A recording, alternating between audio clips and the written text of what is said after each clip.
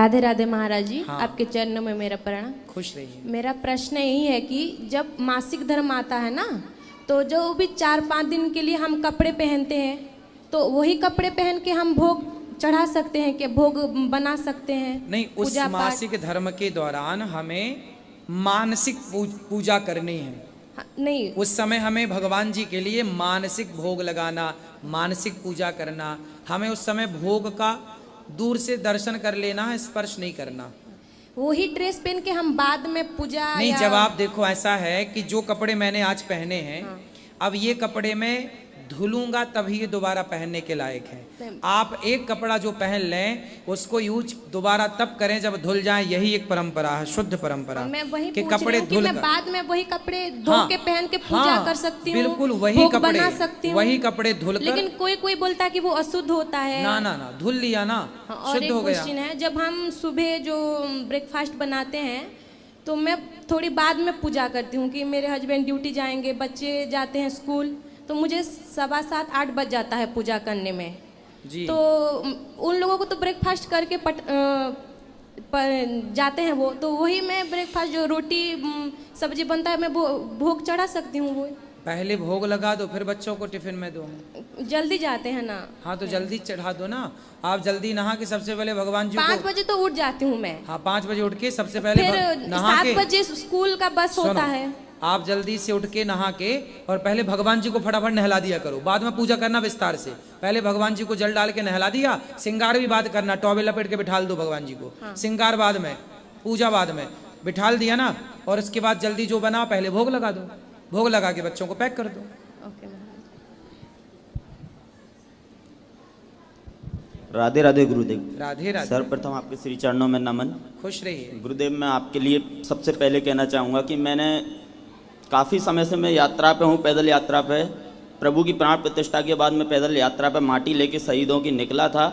गंगा घाट पे जगह जगह जाके मैं स्नान करा रहा हूँ। मैं कई मंचों पे अभी तक गया हूँ गुरुदेव, 4-5 अधिक तो मंच भारत के जो बड़े बड़े मंच हैं जहाँ मैं पहुँचा, परंतु जिस भाव से मैंने आपके मंच पे सेवा देखी है गुरुदेव, मैं साक्षात को नमन करता हूँ और पूरे भारत के सबसे बड़े मंचों को बताना चाहता हूँ गुरुदेव जी अपने माध्यम से कि ऐसा निस्वार्थ भाव मैंने इस देश के किसी भी मंच पे नहीं देखा। बागेश्वर धाम धीरेन्द्र शास्त्री जी के यहाँ भी मैं गया हूँ, उस मंच को भी मैंने करीब से देखा है प्रभु आपकी कृपा से, और 3 दिन वहाँ मैं रहा, परंतु मैंने आपके जैसा मंच नहीं देखा। दूसरी चीज़ गुरुदेव जी, मैं स्वार्थ भाव में कोई सवाल आपसे करना नहीं चाहता, परंतु देश हित में मैं आपसे सवाल करना चाहता हूँ, क्या मुझे आज्ञा है? हाँ हाँ, करिए। गुरुदेव, मैं 140 करोड़ हिंदुओं से पूछना चाहता हूँ, क्या शरिया कानून लाना चाहते हैं क्या भारत में, या वक्फ बोर्ड का जिस प्रकार का कानून है, क्या संविधान पढ़ा हुआ है हमारे देश के सभी लोगों ने, सभी हिंदुओं ने, कि किस प्रकार से आज हमारे देश की दुर्दशा है? प्रभु, जहाँ मेरे आज बैठे हैं अयोध्या सरकार, चलो ठीक है, हो गया हमारा, हम लड़े थे कट्टर हिंदू, अपने बचपन से हमने श्री राम की जय घोष की थी, तो आज हमें वो दिन मिल गया प्रभु का। आप पैदल यात्रा से कहाँ जा रहे हैं? कहाँ के लिए पैदल यात्रा? बेटा माइक ठीक कर लो थोड़ा। ओ छोरा, ओ पंचायती, ये ठीक कर ले लाला, माइक गूंज रहा है, थोड़ा कम कर। हाँ, आप पैदल यात्रा के लिए कहाँ से कहाँ जा रहे हैं? मैं 4 धाम पैदल यात्रा पे हूँ गुरुदेव आप जी। कहाँ से हैं रहने वाले? मैं ग्वालियर से बिलोंग करता हूँ। फिर आप कहाँ जाना चाह रहे हैं? मैं 4 धाम, अभी मैं प्रयागराज जाऊंगा, प्रयागराज के बाद काशी विश्वनाथ, काशी विश्वनाथ के बाद गुरुदेव हरिद्वार जाऊंगा, हरिद्वार से मैं रामेश्वरम निकलूंगा। अच्छा जी। तो कितने दिन की यात्रा है आपकी? अभी तक गुरुदेव मैं 4 जनवरी से निकला हूँ, 9 महीने मुझे हो चुके हैं और अभी मैं चल रहा हूँ। अच्छा जी। तो आप पैदल पैदल पूरा भारत भ्रमण करने का मन बनाए हैं? जी गुरुदेव, मन नहीं है गुरुदेव, प्राण है, और निश्चित ही हिंदू राष्ट्र जब तक घोषित नहीं होता है जब तक मैं पैदल पैदल चलूंगा। आपके परिवार में कौन कौन है? मेरे परिवार में मेरे 3 भाई बड़े हैं, 1 भाई छोटा है, माता पिता हैं, 2 बहनें हैं, सब संपन्न हैं और मुझे सपोर्ट करते हैं। और आपका विवाह अभी नहीं हुआ है अभी गुरुदेव, नहीं। यही मेन पॉइंट है। तो आपका पढ़ाई लिखाई? मैं पढ़ाई लिखाई कर चुका हूँ गुरुदेव, 12 तक मेरी रुचि थी, मैंने 12वां पास करके उसके बाद मैंने ध्वजा उठाई है। मैं हिंदू राष्ट्र के लिए इस समय लड़ाई लड़ रहा हूँ क्योंकि मेरा देश खतरे में है और मैं देश में देश का क्या हितैषी हूं भारत इसलिए। देश को क्या खतरा लग रहा है? आपको क्या खतरा लग रहा है? गुरुदेव, मैं जिस प्रकार से आज की स्थिति देख रहा हूँ, प्रत्येक हिंदू देखे या नहीं देखे, परंतु मैं जिस प्रकार की आज की स्थिति देख रहा हूँ कि हमारा जो देश में वक्फ बोर्ड है, हमारे हिंदुओं का देश है, इसमें बंटवारा पहले से हो चुका था, उसके बाद वक्फ बोर्ड का गठन क्यों हुआ देश में? आज 9.4 लाख एकड़ जमीन कुछ बताते हैं, 1000 एकड़ कुछ जमीन बताते हैं, और हमारे भारत में से इतनी जमीन वक्फ बोर्ड के पास है, और इतना सा पाकिस्तान के पास अगर देखी जाए तो 4.3 है हिस्सा, उससे डबल टिबल हमारे देश में ही वक्फ बोर्ड के पास इतनी जमीन है। ऐसा कानून हमारे देश में सही है क्या? ये सारी चीजें मन झकझोर देता है। अभी इस पर ही चर्चा चल रही है, देश में कानून आया है, अभी इस पर ही चल रही है चर्चा, और वर्तमान सरकार सही कदम उठा रही है।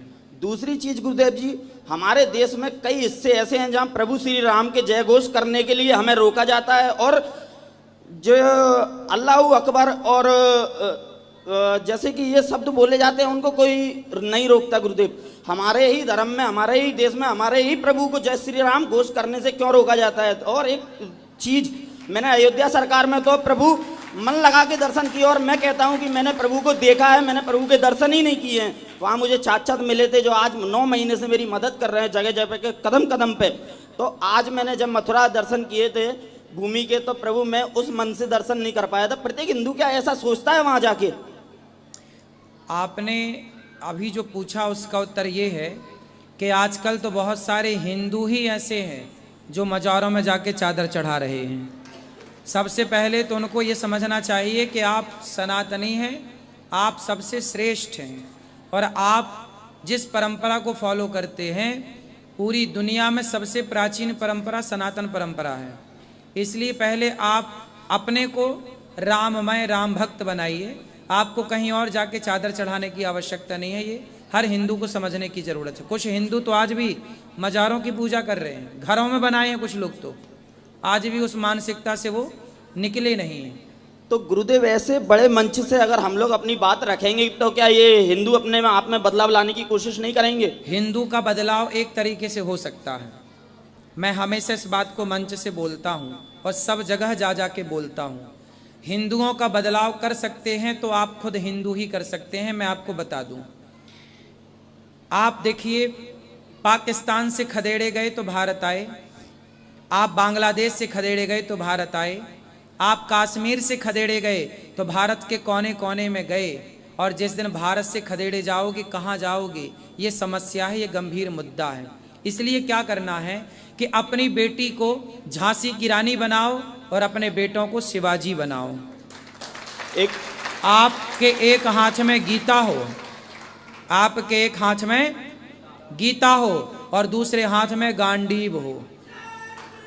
जय जय श्री राम। यदि गीता से मान लो भैया तो हम गीता से बात कर लें तुमसे, गीता की बात मानोगे? यदि आप गीता की मानो तो हम गीता सुनाएं, और गीता नहीं मानोगे, आप बताओ, हमारे देश में जब मुगल आए तो मुगलों ने गीता की बात थोड़ी मानी, उन्होंने तो बहन बेटियों के साथ बलात्कार शुरू किए। हमारे राजाओं को, हमारे यहाँ के राजा ना युद्ध कैसे करते थे? धर्म से करते थे, सामने से वार करते थे, सेना सामने हो तब वार हो। लेकिन मुगलों ने क्या किया? राजाओं को सोते हुए मार दिया, सोते हुए पकड़ लिया। कितने राजाओं को सोते हुए मार दिया, सोती हुई सेना को मार दिया, अधर्म से। अब जो अधर्म पर उतरा है उस अधर्मी को अधर्म से मार देना ही धर्म है। इनके लिए धर्म ना, इनके लिए धर्म की आवश्यकता नहीं। दो शब्द जैसे को तैसा। 2 शब्द बोल के गुरुदेव मैं अपनी बात को आराम दूंगा जी। मैं 140 करोड़ हिंदुओं से पूछना चाहता हूं, अगर शर्म ना बची हो तो अगर आ जाएगी शर्म, एक बार मथुरा और काशी जाके दर्शन कर लो।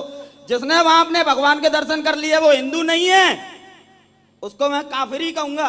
गुरुदेव, वहां भगवान के दर्शन नहीं होते, मैंने देखे हैं। और जिस हिंदू ने अगर वहां जाके, ना करो बेटा, जैसे राम जी आए ऐसे कृष्ण लला भी आएंगे। देर लग रही है। जाके हिंदू ने उस मस्जिद और मजार को हटा दिया। प्रभु, मैं कहूंगा कि हिंदू राष्ट्र बन गया है, हिंदू राष्ट्र की घोष उस दिन हो जाएगी। चिंता ना करो, जय श्री राम। बढ़िया होगा, खुश रहिए।